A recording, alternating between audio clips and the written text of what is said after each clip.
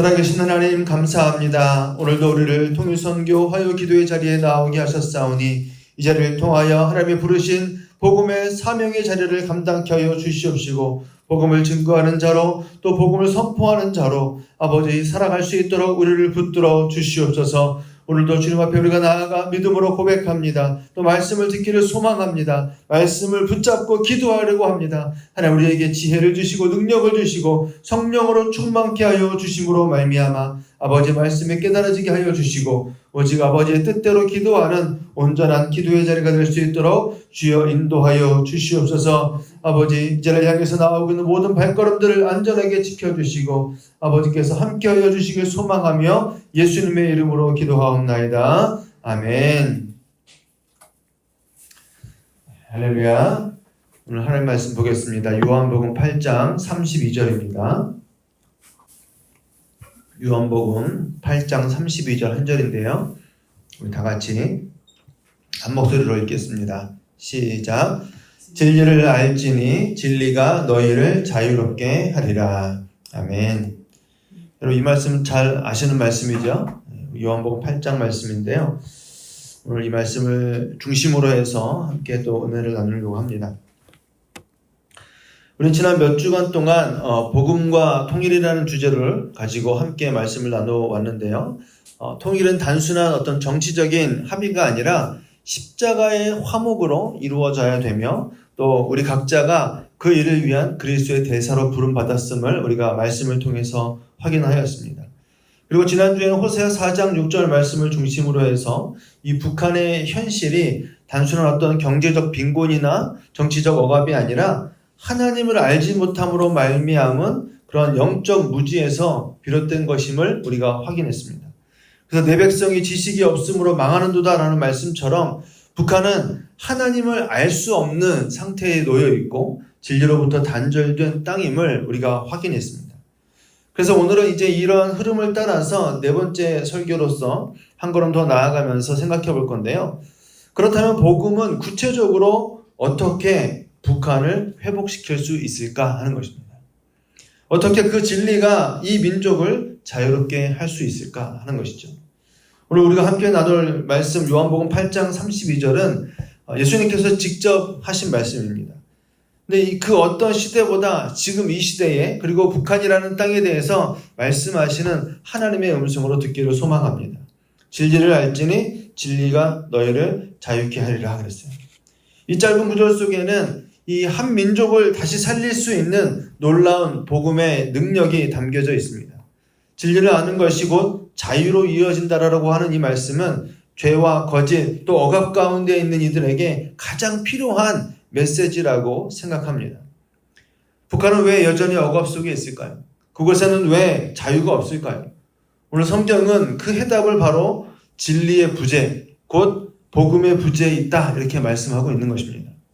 오늘 우리는 요한복음 8장의 말씀을 통해서 예수 그리스도께서 진정한 자유의 근원이심을 발견하고 그분의 복음이 이 북한이라는 땅에 어떤 회복을 가져올 수 있는지를 함께 살펴보고자 합니다.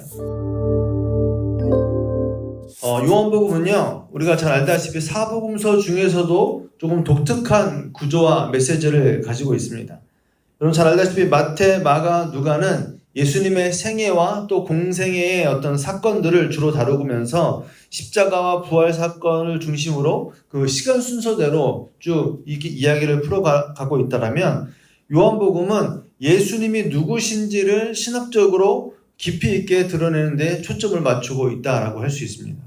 그래서 요한복음에서는 예수님이 단지 어떤 위대한 선지자나 기적을 행하는 능력 있는 자가 아니라 하나님의 아들이며 하나님 자신이시다라는 사실들을 반복해서 우리에게 강조해 주고 있죠. 그래서 요한복음 1장 1절은 이렇게 말씀합니다. 같이 읽겠습니다. 시작. 태초에 말씀이 계시니라. 이 말씀이 하나님과 함께 계셨고 이 말씀은 곧 하나님이시니라 그랬어요. 여기서 말씀이라는 단어 여러분 많이 들어보셨죠? 헬라어로는 로고스라고 합니다. 그러니까 세상을 창조하시고 유지하시고 구원하시기 위한 하나님의 지혜와 의지, 곧 그분의 인격적 계시를 뜻할 때 로고스라는 이 단어를 쓰는 건데 이 말씀, 곧 로고스가 뭐라고 표현했어요? 하나님이시니라 이렇게 말씀했어요. 그리고 이분이 곧 예수 그리스도를 가리킨다라고 요한복음은 계속 설명하는 겁니다. 그래서 요한복음 1장 14절에 이렇게 말씀해요. 말씀이 육신이 되어 우리 가운데 거하심에 우리가 그의 영광을 보니 아버지의 독생자의 영광이요 은혜와 진리가 충만하더라 그랬어요. 우리가 너무나도 많이 들어본 말씀인데요. 곧 하나님의 진리가 뭐가 됐다고요? 사람이 되셨다 이렇게 표현한 거예요.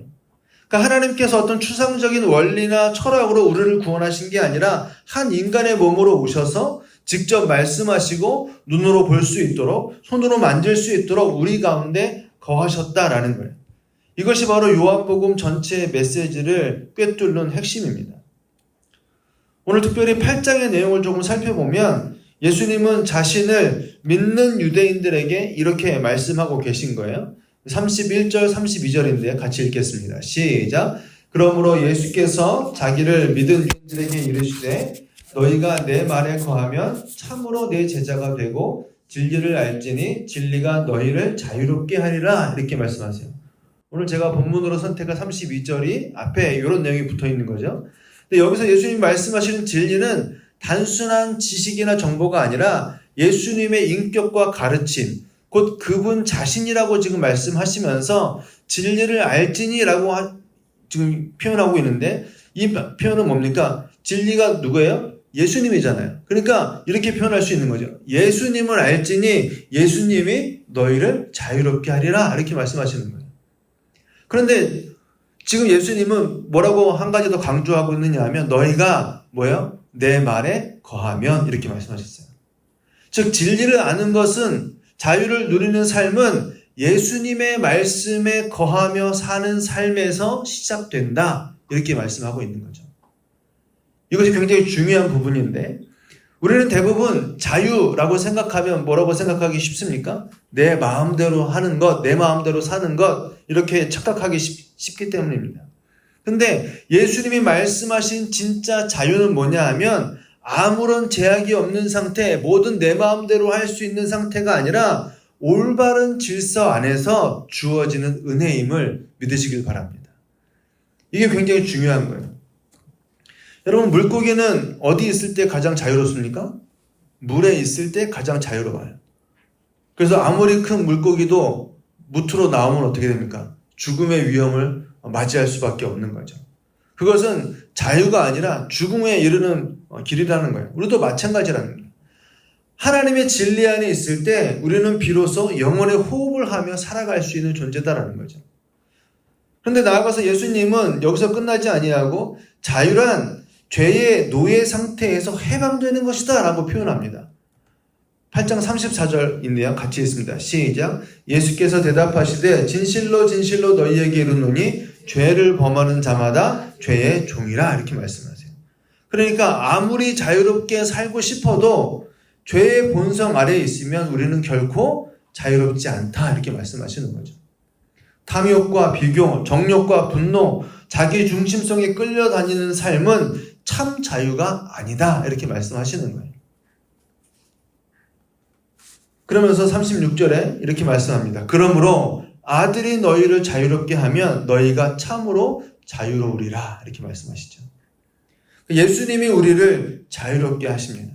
그 자유는 정죄로부터의 자유고 두려움으로부터의 자유고 새로운 삶을 살아갈 수 있는 은혜 안에의 자유임을 믿으시길 바랍니다. 오늘 요한복음 그 얘기를 하고 있는 거예요. 그래서 예수님이 14장에 넘어가서는 직접 이렇게 말씀하십니다. 예수께서 이르시되 내가 곧 길이요 진리요 생명이니 나로 말미암지 않고서는 아버지께로 올 자가 없느니라 이렇게 말씀하세요. 그러니까 이 구절은요 요한복음의 모든 내용을 요약하는 아주 중요한 선언입니다. 예수님은 우리가 하나님께 나아갈 수 있는 유일한 길이시며 그 길을 안내하시는 진리 자체이시고 또 그 길 끝에서 우리가 누리게 될 영원한 생명이심을 믿으시길 바랍니다. 이 사실을 예수님이 직접 말씀하신 거예요. 그러니까 단순히 이것은 어떤 신학적인 고백이 아니라 선언인 거예요. 선언. 예수님을 안다라는 것은 그래서 단지 어떤 종교적인 지식이나 전통을 안다는 것을 뜻하는 게 아닙니다. 예수님을 안다는 것, 믿는다는 것은 삶의 방향이 완전히 달라지는 걸 말하는 거예요. 어디로 가야 되는지, 내가 누구를 따라야 하는지, 무엇이 옳고 그른지, 무엇이 참된 삶인지에 대한 모든 기준이 예수님 안에서 새롭게 주어지는 것, 그 안에서 살아가는 자유, 그것을 참된 자유다, 이렇게 말씀하고 있는 거죠. 이 진리를 아는 자는 더 이상 세상의 소리에 끌려서 살지 않게 된다는 거예요. 그래서 로마서 12장 2절에도 보면 너희는 세상의 패턴을 따르지 말라 이렇게 말해요. 그러면서 뭐예요? 하나님이 말씀하시는 대로 거룩하고 온전하신 뜻을 분별해야 된다 이렇게 말씀하는 표현이 나옵니다.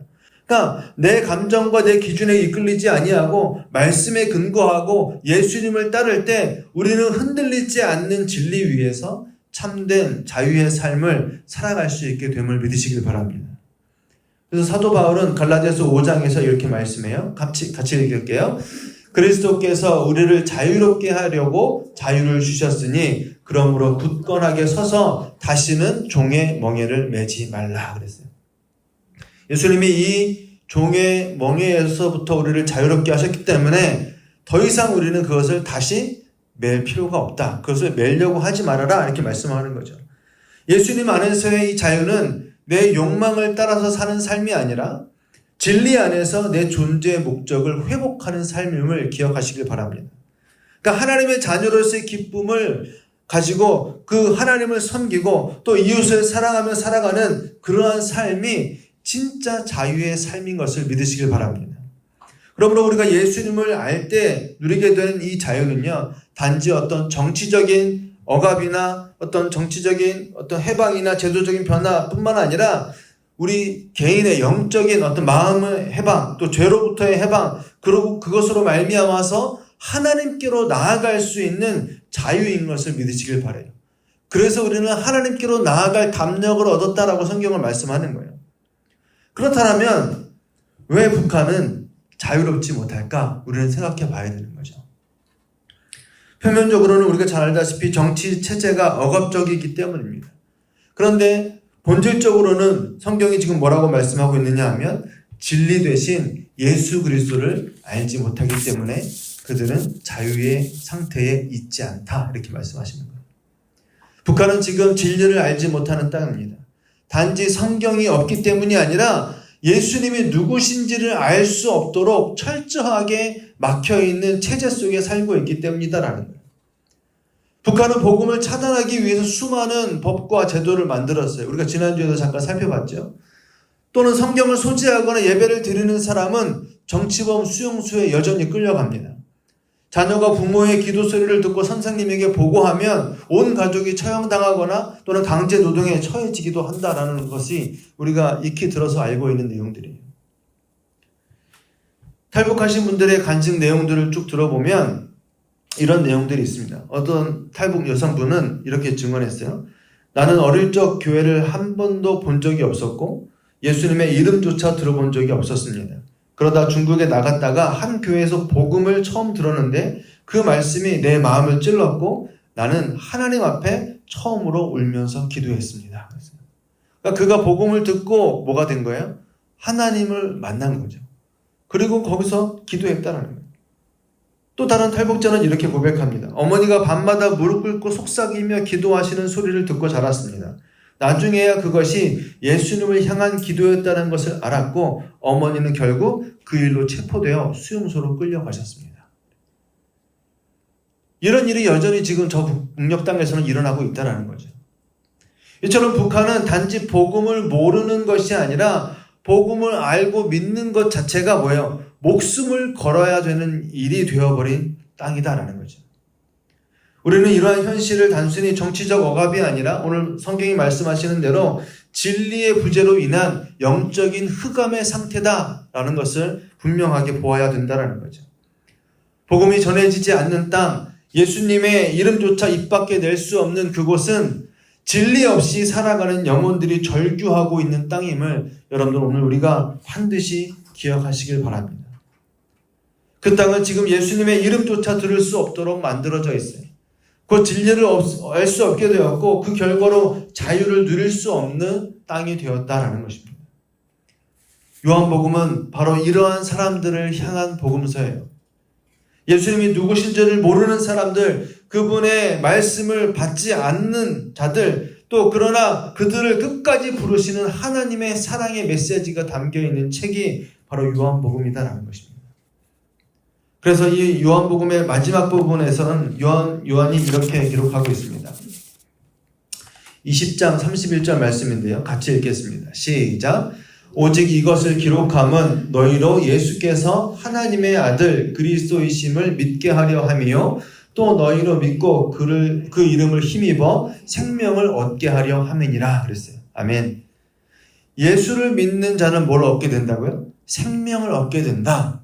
그것을 위해서 내가 지금 이 편지를 쓰고 있다. 이렇게 기록하고 있는 거죠. 그 생명은 곧 영원한 자유요, 영적인 회복이며 진리 가운데 걷는 삶을 우리에게 허락하여 주는 줄을 믿으시길 바랍니다.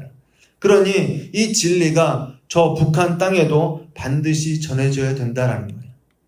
북한 주민들에게 필요한 것은 어떤 복잡하고 철학적인 어떤 더 나은 체제 이전에 바로 예수 그리스도, 그분이 참 진리이시며 자유의 군원이심을 알게 되는 것입니다. 그 복음이 전해질 때 그 땅은 진정으로 회복될 수 있음을 여러분들 믿으시길 바랍니다.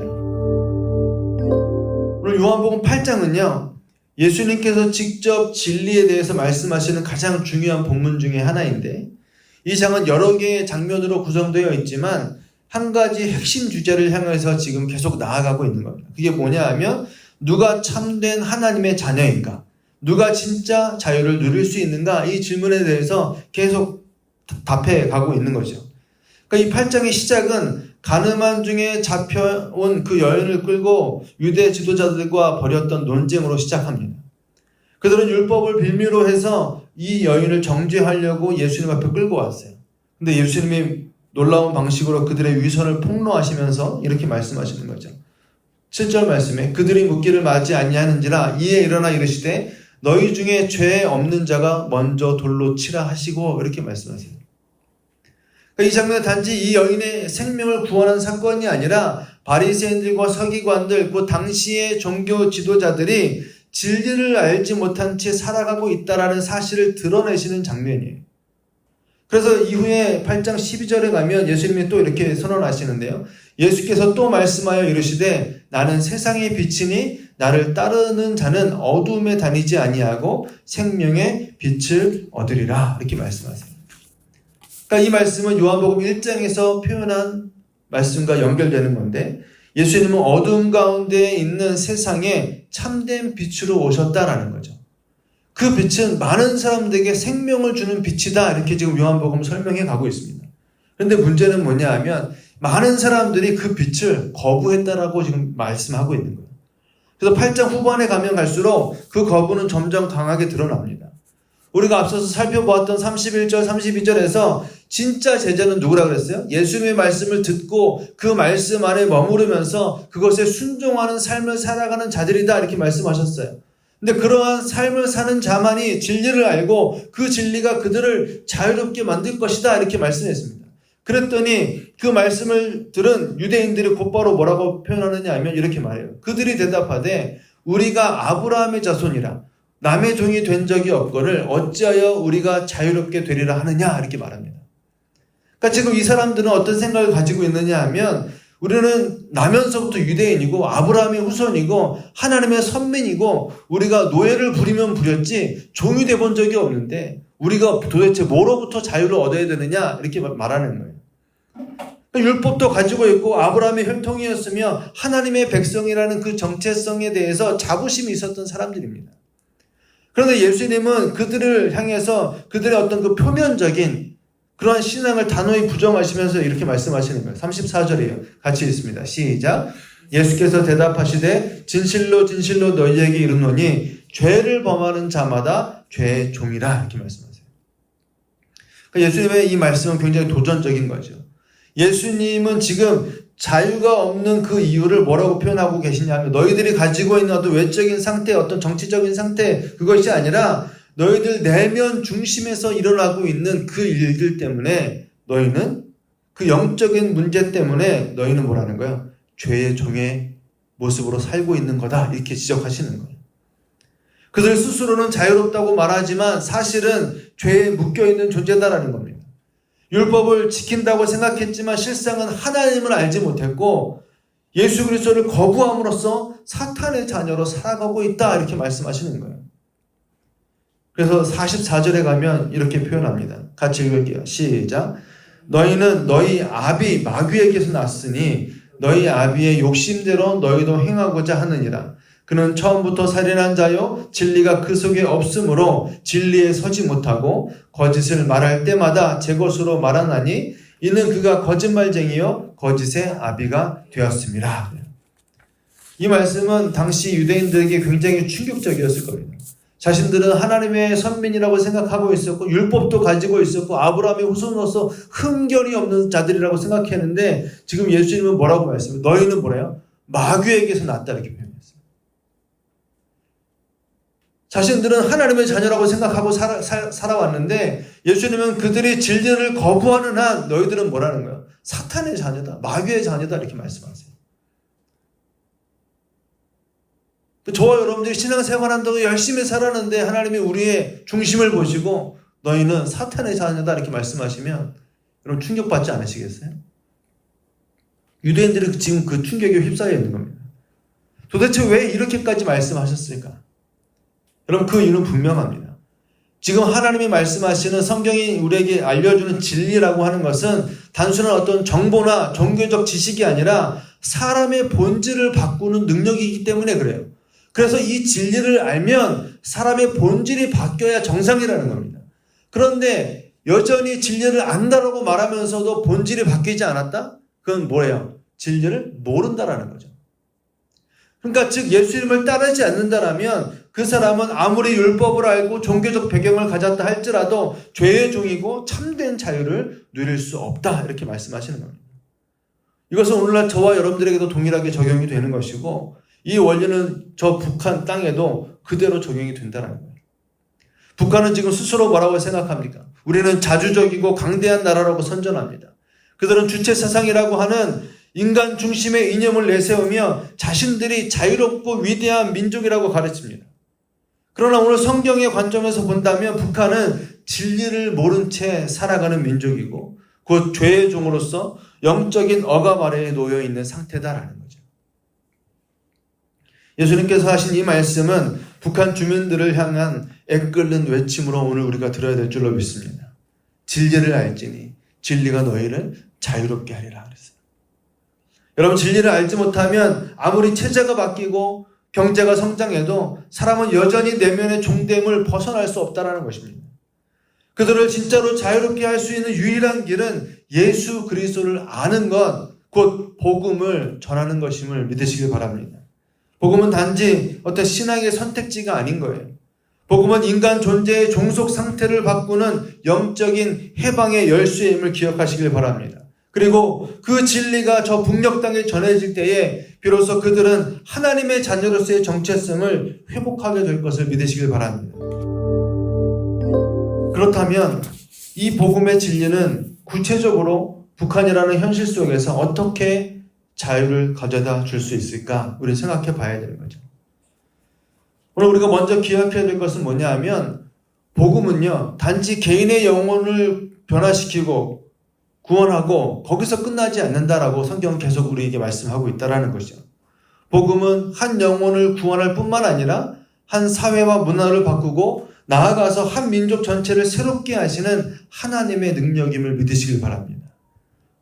우리는 역사를 통해서 복음이 실제로 민족의 운명을 바꾼 수많은 사례들을 알 수가 있습니다. 18세기 말 영국의 한 젊은 정치가가 있었는데요. 그 사람은 바로 노예제도 폐지 운동을 중심으로 이제 일을 했던 인물인데 윌리엄 윌버포스라는 사람입니다. 그는 상류층 귀족 가문 출신의 사람이었고 젊은 나이에 국회의원이 됐으며 또 세상의 부와 명예를 누리며 살아가던 사람이었습니다. 그런데 그에게 어느 날 인생을 송두리째 바꾸는 일이 일어나게 되는데 그가 예수 그리스도의 복음을 깊이 만나게 되고 자기 중심적인 삶에서 하나님을 향한 삶으로 회심을 하게 되는 사건이 일어납니다. 그 회심 이후에 그가 자신의 일기장에 이렇게 썼어요. 같이 읽겠습니다. 하나님은 나를 두 가지 위대한 일에 부르셨다. 하나는 노예제를 폐지하는 일이고 다른 하나는 영국 사회의 참된 기독교 신앙을 회복하는 일이다. 이렇게 적었어요. 그동안에는 관심이 없었던 일인데 이 일을 이제 시작하게 됩니다. 그리스도의 복음이 단지 개인의 구원을 위한 것이 아니라 세상의 죄와 불의를 바꾸는 능력임을 신뢰했던 사람이었습니다. 그리고 그것을 자신의 어떤 정치적 사명을 통해서 실천하기로 결단했던 거죠. 그가 가장 핵심적으로 붙잡았던 말씀이 뭐냐 하면 창세기 1장 27절에 하나님의 형상대로 우리는 지음받았다라는 구절과 또 사도행전 17장에 가면 인류의 모든 족속을 한 혈통으로 만드사라는 표현이 있어요. 그걸 붙잡고 그 말씀에 근거해서 흑인이나 백인이나 모두 동일한 존엄을 가진 존재다라는 사실에 딱 이제 주목을 하고 그 노예 회복을 위해서, 노예제도 폐지를 위해서 열심히 일을 했다라는 거죠. 그는 복음이 말하는 그 자유, 죄와 억압에서의 그 해방을 노예들의 삶 속에서 실천하고자 했던 사람이었습니다. 그런데 그러한 이 윌버포스의 행적들은 오랜 그 정치적 반대와 조롱에도 불구하고 또 질병까지 있으면서 계속 지지부진하게 이어지다가 그럼에도 불구하고 그는 포기하지 않았다라고 해요. 그리고 그가 죽기 며칠 전에 영국 노회가 노예제 폐지를 법으로 통과시킨 것을 보고 눈을 감았다라고 합니다. 여러분, 그의 삶은요, 복음의 진리가 한 사람과 그리고 나아가서 한 나라를 어떻게 변화시켜 주는지를 보여주는 살아있는 증거다라고 할 수 있겠죠. 그는 이렇게 말했습니다. 복음은 단지 천국에 가게 하는 것이 아니라 땅에서도 하나님의 정의를 실현하게 만든다. 이렇게 했어요. 여러분, 이처럼 복음은요, 사람의 내면뿐만 아니라 사회 구조와 문화, 가치관까지 바꾸는 능력이 있음을 믿으시길 바랍니다. 그래서 우리가 계속 저 북녘에 있는 한 영혼이라도 복음을 듣게 하려고 하는 이유가 바로 여기 있는 거예요. 그렇게 우리가 북한을 위해서 기도드릴 때 그 땅에 복음이 들어가야 비로소 그 민족 전체가 새롭게 되는 역사가 참된 자유의 회복이 이루어질 수 있음을 믿으시길 바랍니다. 어떻게 해서든지 한 영혼에게라도 그 복음이 들어가야 된다는 거예요. 우리가 지난주에도 살펴보았듯이 북한은 세계에서 가장 폐쇄된 나라 중에 하나입니다. 정치적, 사회적, 문화적으로 모든 것이 통제되고 있어요. 하지만 이 모든 통제보다 더 깊은 통제가 뭐냐면 오늘 성경이 말씀하는 대로 영적인 억압인 거예요. 영적인 그 억압 안에 그들이 있다는 것입니다. 그런데 복음이 들어가면 이 억압이 무너지기 시작한다는 것입니다. 복음이 들어가면 이 모든 것들이 회복될 수 있음을 믿으시길 바랍니다. 그래서 세 가지로 제가 정리를 했는데요. 복음은요, 먼저 어둠 속에 빛을 비춘다라고 성경은 지금 말씀하고 있죠. 아까 우리가 살펴보았던 12절 말씀이에요. 예수께서 또 말씀하여 이르시되 나는 세상의 빛이니 나를 따르는 자는 어둠에 다니지 아니하고 생명의 빛을 얻으리라 이렇게 말씀했습니다.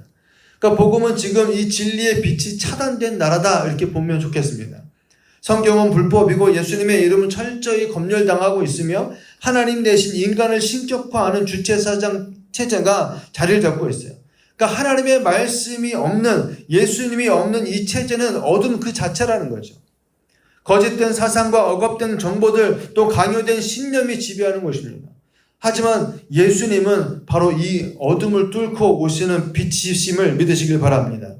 이 빛은 단지 밝혀주는 것뿐만 아니라 그 자체로 어둠을 몰아내는 능력이다라고 성경은 말씀해요. 복음이 들어갈 때 사람들은 처음으로 무엇이 진짜인지를 알게 될 것이다 라는 거죠. 그 빛이 그들의 마음에 비춰질 때 그들은 지금까지 자신들이 무엇에 묶여 있었는지를 깨닫게 될 것입니다. 그래서 북한의 복음이 전해진다고 하는 것은 그들의 내면의 생명의 빛이 비춰진다라는 것을 뜻하는 거예요. 그 빛은 어두움을 이기게 될 것이고 생명을 일으키게 될 것이고 자유를 회복시키는 하나님의 능력을 북한에 있는 모든 영혼들이 경험하게 될 것을 믿으시길 바랍니다. 이 일들이 우리가 일어나길 소망하는 거예요. 두 번째로 복음은 정체성을 회복시킬 겁니다. 북한 정권은 오랜 세월 동안 지금 북한 주민들에게 당을 위해 살고 수령을 위해서 죽는 것이 큰 미덕이다 이렇게 가르쳐 왔습니다. 그러니까 사람은 한 명의 어떤 인격이 아니라 체제의 부속품으로 여기는 그런 사회 속에 살고 있는 거죠. 그래서 국가의 수단으로 기능하도록 훈련받았습니다. 이런 가운데 사람들은 자신이 누구인지 자꾸 잊어버리는 거예요. 내가 왜 이렇게 하고 있는지도 생각하지 않는 거죠. 그럼 자기 존재의 가치를 느끼지 못한 채 의무와 생존 사이에서 그냥 하루하루 살아가고 있는 것입니다. 하지만 여기에 복음이 심겨진다면 전혀 다른 이야기가 될 거라는 거예요. 창세기 1장 27절에 하나님이 자기 형상 곧 하나님의 형상대로 사람을 창조하셨다라고 말씀하고 계시고, 베드로전서 2장 9절에는 너희는 택하신 족속이요 왕같은 제사장들이요 거룩한 나라요 그의 소유가 된 백성이다 이렇게 말씀합니다. 그러니까 그들에게 복음이 전해질 때 이 사람들은 자신이 하나님의 형상대로 창조된 지음받은 존재임을 깨닫게 될 거다라는 거예요. 그래서 북한의 주민들은 이 복음을 통해서 나는 수령의 백성이 아니라 하나님의 백성임을 깨닫게 될 것이고, 나는 체제의 수단이 아니라 하나님께 사랑받는 인격체임을 깨닫게 될 것이다 라는 거죠. 이러한 새로운 정체성, 하나님이 말씀하시는 성경에 말씀하시는 새로운 정체성을 회복하게 될 것을 믿으시길 바랍니다. 바로 이것이 참된 자유의 시작이다라는 거예요. 누군가의 소유물이 아닌 하나님의 소유된 백성으로서의 삶을 살기 시작할 때 비로소 그들의 영혼은 진리 안에서 참된 자유를 경험하게 될 것을 믿으시길 바랍니다. 그리고 세 번째로 복음은 깨어진 공동체를 하나로 만들어 줄 것을 우리는 소망하는 거죠. 여러분도 잘 알다시피 70년 넘게 남과 북은 지금 분단된 채로 지금 이어져 왔습니다. 심지어 서로를 원수처럼 여기기도 해요. 하지만 우리가 계속 살펴보았듯이 복음은요, 원수를 하나 되게 하시는 하나님의 능력임을 믿으시길 바랍니다. 그는 우리의 화평이신지라 둘로 하나를 만드사 원수된 것 곧 중간에 막힌 담을 자기 육체로 허시고라고 말씀하셨어요. 그러니까 북한의 회복은 단순히 어떤 체제가 무너지고 경제가 회복되는 것을 우리가 꿈꾸는 게 아니라 그 회복은 하나님의 가족으로 다시 만나게 되는 것을 우리가 소망하는 거예요. 복음은 남북한을 다시 형제로 만들고 하나님 안에서 하나 되는 새로운 공동체를 이루게 할 것입니다. 여러분, 복음이 없는 통일은요, 통일이 아니라 또 다른 분열의 시작일 수 있습니다. 하지만 복음이 중심이 될 때 하나님과의 통일을 먼저 이루어낼 때 그 통일은 회복의 통일, 하나됨의 통일, 하나님의 나라를 이루는 통일이 될 것을 기억하시길 바랍니다. 다시 말씀드리지만 복음은 단지 한 개인을 바꾸는 게 아니에요. 그것을 넘어서서 한 민족을 바꾸고 이 한반도를 새롭게 할 줄로 믿습니다. 그 복음이 저 북녘 땅에 전해지게 될 때 어둠은 물러가고 정체성은 회복되고 공동체는 하나가 될 것을 믿으시길 바랍니다. 그것이 바로 오늘 요한복음 8장에서 예수님이 말씀하신 진리의 능력인 거예요. 이 진리를 알지니 진리가 너희를 자유롭게 하리라 그랬어요. 이 말씀이 오늘 북한을 향한 하나님의 선언으로 들려주시길 소망합니다. 이 말씀이 저 북녘 땅에 전달되길 소망합니다. 이 말씀을 단지 개인의 영적인 해방만을 위한 선언이 아니다라는 거예요. 이 말씀은 오늘 우리가 살아가는 이 세상과 또 특별히 복음이 없어서 억눌려 있는 땅, 저 북한을 향한 하나님의 회복의 선언임을 믿으시길 바랍니다. 예수님이 진리이시고 그분을 알 때 우리는 어둠에서 벗어나게 되고 잃어버린 정체성을 되찾게 되고 사람과 민족이 하나 되는 회복을 경험하게 될 줄을 믿으시길 바랍니다. 안타까운 것은 여전히 북한은 지금도 진리 없이 살아가고 있다는 거예요. 그런데 우리가 소망하는 건 뭔가? 그것이 끝이 아니다라는 걸 우리는 보는 거죠. 복음은 이미 그 땅을 향해서 가고 있습니다. 수단과 방법을 가리지 않고 우리가 그 땅에 복음을 심으려고 애쓰고 있는 거죠. 하나님께서는 여전히 북한을 사랑하시며 그 땅을 회복하시기를 원하시는 줄로 믿습니다. 그리고 그 일을 위해서 하나님은 오늘 이 시간 우리를 이 기도의 자리에 부르신 줄로 믿습니다. 오늘 이 말씀 위에 다시 서서 우리와 우리의 기도와 헌신이 또 이 복음이 북한을 회복시키는 그날까지 함께 걸어가는 저와 여러분들에게 소망합니다. 오늘도 이러한 믿음을 가지고 뜨겁게 주님 앞에서 기도하는 저와 여러분들 되시기를 주님의 이름으로 축원합니다. 아멘.